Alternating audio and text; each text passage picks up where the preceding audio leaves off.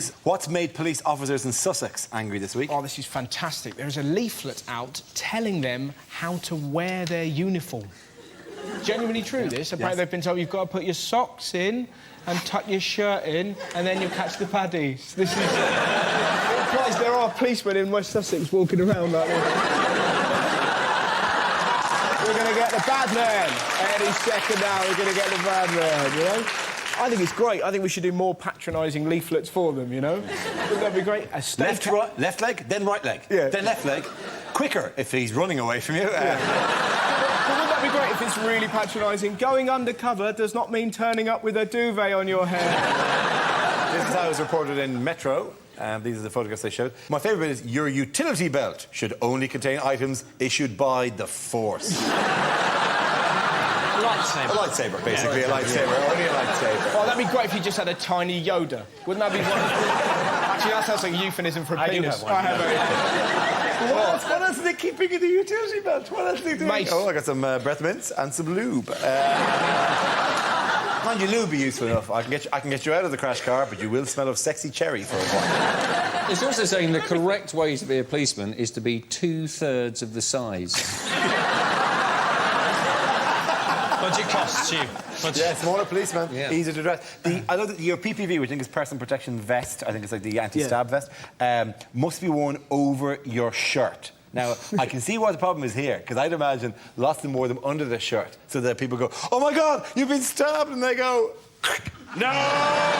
Yes, the answer I was looking for was Blair's memoirs' incredible sales. This is a story that ex-Prime Minister Tony Blair has finally published, A Journey, his hotly anticipated account of his time in power. It's basically, he'd been accused of sexing up a dossier, and now he has sexed up a dossier, basically, hasn't he? You know, you went after he's going, "Oh, I devoured Cherie," or whatever it was. You weren't sure what he was going to put next, you know. "I flopped out my weapon of mass destruction." And 45 minutes later, it launched. What weakness does Blair reveal? Mini baby bells. He can't get enough of it. Yeah, there's a lot of that. No, he's drinking. It was really hilarious because he said, yeah, I was a bit of a drinker, but all he had was half a bottle of wine a night. My mate once got so drunk he woke up in a river. This would be the worst AA meeting ever. It'd be so dull as well, because the other... OK, tell us about yourself. Well, Duncan's basically, he's lost his kids, he's found himself homeless on the street. How about you, Tony? Well, first of all, hi, guys. Occasionally, I have a second glass of wine after dinner. Group hug.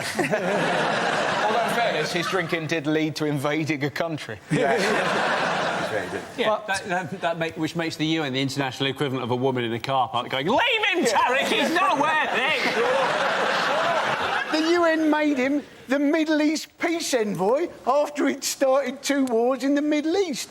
It would be like making the woman who chucked that cat in a wheelie bin an RSPCA inspector.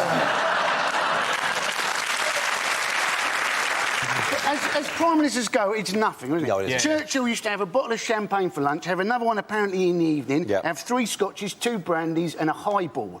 So you're thinking, well, it's no wonder he didn't want to appease Hitler, was it? He was well up for a scrap, wasn't he? Yeah, but to be fair, now, what people forget about Churchill, when Churchill was doing the old, "We shall fight them on the beaches," yeah, he was 25 at the time.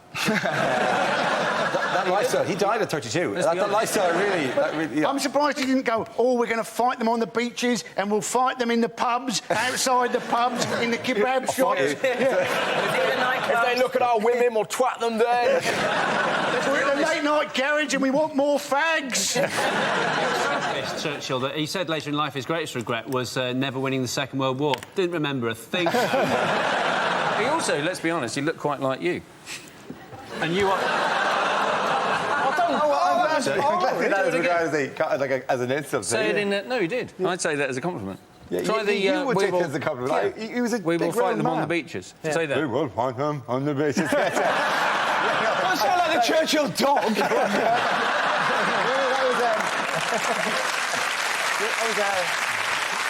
That was Tommy Cooper. "We will fight them."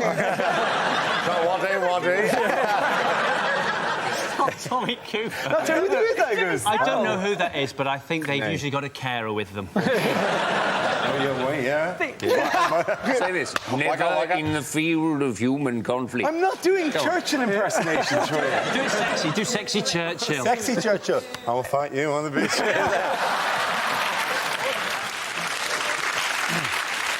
I've actually eaten dead badger roadkill. Have you? Really? Yeah, Shall I he tell did. you? Shall I tell you? Shall I tell you what it? Shall I tell you what it tasted of? What's the taste of? Badger. No, I have. I had a meal of badger. I had otter in a meal called risotto.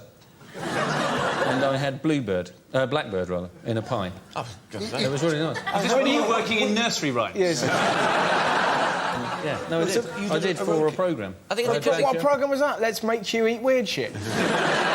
It was a programme where you had to do things that you'd never done, and I said I'd never had roadkill, so I ate roadkill. But hang on, is it, I know the programme you mean. It's a programme where you're supposed to do things you've never done that other people have done, though. It was called Never Seen Star Wars, and then you were just slightly out of step with the population. You're not out of step with the population with having never eaten roadkill. I don't think that's what, he's never eaten roadkill? Oh, got a Lord Snooty over here. Fished his dinner off the tarmac once in a while. It's just been very... No, it was nice. In an effort to cheer up the badger, Paul Gascoigne was seen in the area with an empty bottle of Cava, a can of Spam, and a Savage Garden CD. That's an example, isn't it? Yeah. Whenever they show fat people on the news, they never show their faces, do they? They always show them from the middle area. And you're thinking, if we're really trying to lose weight, maybe they should show their faces and go, look at this one! Look at this one. This is your policy. Public shaming of the obese. This one is very fat. Chase them! Chase them with sticks! And if they will not run, put Mars on the end of the stick and dangle it. Run them around in a circle like a horse training for dressage. Just slowly around and around the stick. The point is, the supermarkets are saying we're doing everything to try and help people be healthier, and you think, no, they're not. The supermarkets couldn't care less. If they really cared about our health, they would give us trolleys which were harder to push to give us a cardiovascular workout, and they'd make the chocolate and biscuit aisle only a foot wide so fat people can get... In other news, why are Druids celebrating at the moment? They're officially a religion. Yes, they are. It's a great... They've officially, but granted by the Charities Commission, they are now officially a religion, which makes you wonder what the problem was before, that they weren't, I don't know, wishy-washy enough to be a religion. Like, well, what do you worship? Nature. Nah, nature exists. If they are legally now a religion, that presumably means they can set up faith schools. Be fantastic. There'd be druidic schools. Like, you'd have to move to the Stonehenge catchment area to get your child to a really good one. And it'd be the only school in the world where pupils would be actively encouraged to draw naked men with a big cock and ball. You have all these middle-class parents trying to forge a letter from the local Wiccan shaman. I once had a druid who came to work in my garden, which is a bit weird. But he was 3 hours late one day to work in the garden, and it was the most brilliant excuse I've ever heard. He said, I would apologise for being late, but I'm afraid I don't believe in the concept of time. Did you not point out that you were paying him by the hour? I did, yeah. The school I went to in Wiltshire is the site of Merlin's Mound, so it's like a big... on the solstice, all these druids used to go there, and we used to obviously rip the piss out of them. And it was brilliant because it happened every year. They were out, I'd be doing like science, and there'd be all these druids like wailing and throwing their sticks in the air and shit like that. And we'd all be taking the piss. And one year, my teacher, a man that I respected, I was taking the piss out of all the druids, and he said, Whitehall, I don't know why you're laughing. You know they like to sacrifice virgins. Boom! Unbelievable. Tough work. We gotta book that guy. Yeah. Good. Why has health and safety been in the news this week? Because Cameron says he's going to get rid of it. Yes. Which came a little bit too late for BP. Yeah. It's a stupid thing to do, to try and get rid of health and safety, because essentially we have evolved ourselves out of a position where we have any natural predators. The only natural predators humans have are ourselves and peanuts. We're doing the best because we're stupid. Health and safety is getting in the way of evolution. 10,000 people last year in this country were admitted to A&E having injured themselves putting their trousers on. Right? They're firing themselves out of cannons into their trousers. They caught themselves in the zip, right? Which is hideous, yes, but at least they can't breed anymore. That is evolution, and health and safety will stop that. Imagine making that phone call, though. Hello. Got my dick in my trousers. And I want to sue. My trousers! question. My old teacher's mate was testing some reinforced concrete cages. You know, reinforced concrete is cages with concrete covering it, and they show you the cage out the back. And he jumped off backwards, being a bit of a lad, and split up the front of himself, and didn't notice until a couple of seconds later when his bollocks fell out of his jeans. He drove himself to hospital, right? Holding his balls in one hand and putting them on his lap to change gear. He got to the A&E and the woman said, "How can I help you?" And he went... I bet there was somebody sat in A&E just eating a Scotch egg, like...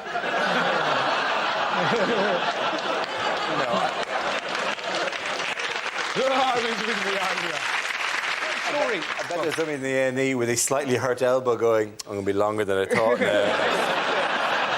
I've been moved down by Mr. Hear Me Balls. There was an incredible story about, well, it's not incredible, but about health and safety, that trainee hairdressers aren't allowed scissors. Just pretty... Imagine that. What are they going to do? Just use their teeth? This is Sandra, she's going to chew your perm out. News, which celebrity's voice has been voted top in a recent survey to find the nation's favourite sat-nav voice? I think you're overselling this, but is it Sir Sean Connery? It's supposed to be Sir Sean Connery, yes, there was some sort of poll. Tell us about it, Dara. Yeah, I don't really want to tell you about it. Who did he beat in second place? He beat Dara. He beat me. He beat me in second place. That's it. And who was in third place? George Clooney. Yeah, eh? yeah, I beat Clooney. Yeah. Thank you. And he is gutted. And Dara, how long has your mother been running these surveys? Why would you want Dara on your sat-nav? Well, it never stops. You'd be like, turn left here, turn left, turn left. You want to turn left. You want to turn left. You want to get there, you have to turn left. You have to turn left there. You're going to What do you do for a living? What do you do? What do you do? You want to go straight over the end, but that's the second exit. Yeah. My great problem is that I haven't been living here that long. I'd like to go, no, I don't know where that is, actually. Dara, do you know why I think you should have won? Because your name is an anagram of I, a road brain. Your name is an anagram of... I, a road brain. I, a road brain. I, a road brain. Yeah, Mickey's looking forward to Carol Vorderman's warm-up act.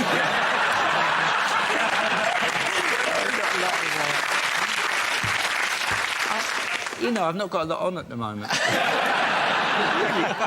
This sounds a bit clang, I once got an email from Stephen Fry telling me that he was sitting in an airport in Africa and did I know my surname was an anagram of Nairobi? It's very difficult to want to write back. Thanks, Stephen. You're very much mistaken if you think that sounds like a clanger.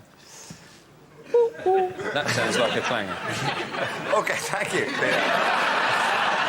End of that. Stop being noises. Sorry?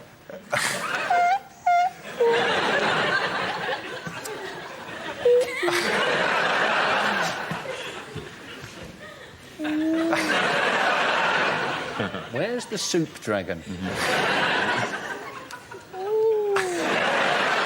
The question I was looking for was, how much time has Delhi had to prepare for the crisis-hit Commonwealth Games, which reports claim are still not ready? The city won the right to host the Games in 2003, but the build-up to the event has been plagued by fears that facilities and accommodation might not be completed on time and to a safe standard. So what's been going wrong? Well, the ceiling of the weightlifting area collapsed. I mean, that's fantastic, isn't it? And there he is. He's holding up 200 kilograms and the roof! Did you do what they had removed from one of the rooms in the Athletes' Village? A snake. A snake, a cobra, was in one of the bedrooms in South Africa. And they said, I don't know why you're worried. We gave you a basket and a small horn. You play the horn and the cobra will go back into the basket. A cobra! Like, that's a valid safety complaint, surely. But it's a double whammy as well. You get bitten by a cobra, they give you an anti-venom, and then they disqualify you for having an illegal substance in your bloodstream. What animals have been brought in? Camels. No, not camels, no. Penguins. Not penguins. Bears. No, monkeys. Is it a narwhal? It's not a narwhal. Stop naming random animals, right? Is it a muskrat? It's not a muskrat. I've already said the word monkeys while you carried on naming. Is it monkeys? It's monkeys. Well done, yeah. OK, at the end of that round, What the hell? Points for everyone. Come on back. Come on back. Get up. How exhausted were you? Can I do it without falling? Yeah, you can do it without falling. The gay is falling. What? It's not earpiece, it's My falling earpiece out. is falling out. Yeah. Oh, wow. Oh, wow, really? All this time have they been shouting? Oh, that's fantastic. From underneath, they'll be going... I thought it was elves saying... Post! This is just introduction to old age for you. Yeah. Hi. Next, you'll be losing your hair. So, the police have been probably... Stop it. We are genuinely filming this shit. Could you stop throwing stuff? I know it seems, you know, that you're not... I know this bit isn't all about you, but don't break open the sweets just yet, all right? OK. Were the police were having problems with the eFit technology? It was rude. OK.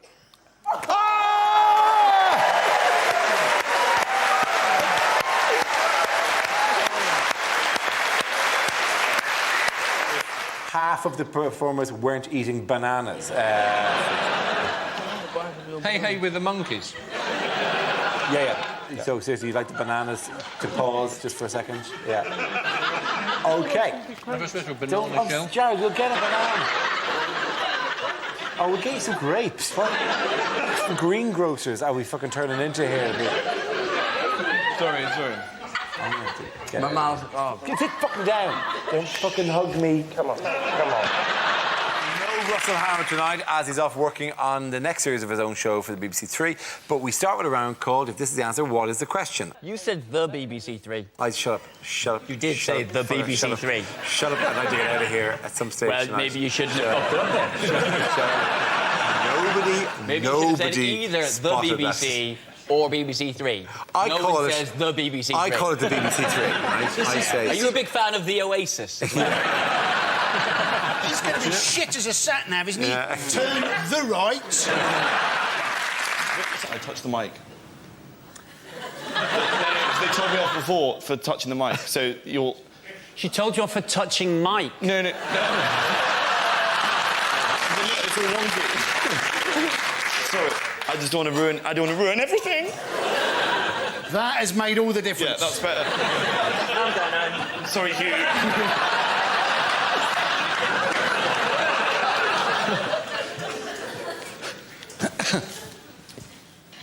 Milk, bread, germaloids. I believe I have been reading from the wrong piece of paper. I like to see myself as a perfect compromise between Ed Balls and David Miliband. I am David Milliballs. Right then, conference, it's time to choose our new leader using the traditional method. Professor Dumbledore, pass me the sorting hat. OK, the next topic is things you wouldn't hear in a cookery show. No, that's definitely a poodle.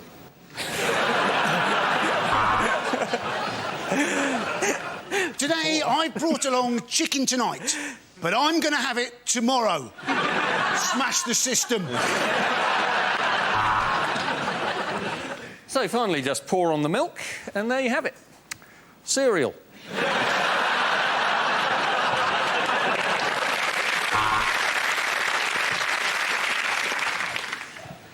And remember, you must eat the brain to get their power.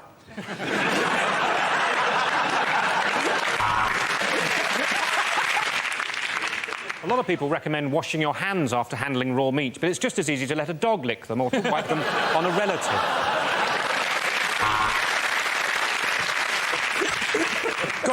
Golden, relax. We're doing a bit of dinner, mate. You're not sorting out the Middle East here. So just boil for 15 minutes, and if there's still life in her, she's a witch.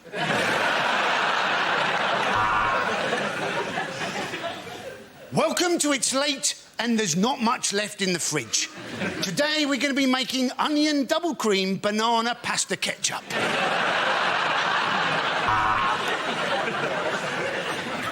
The unique flavour of the sausages is from a recipe from my wife.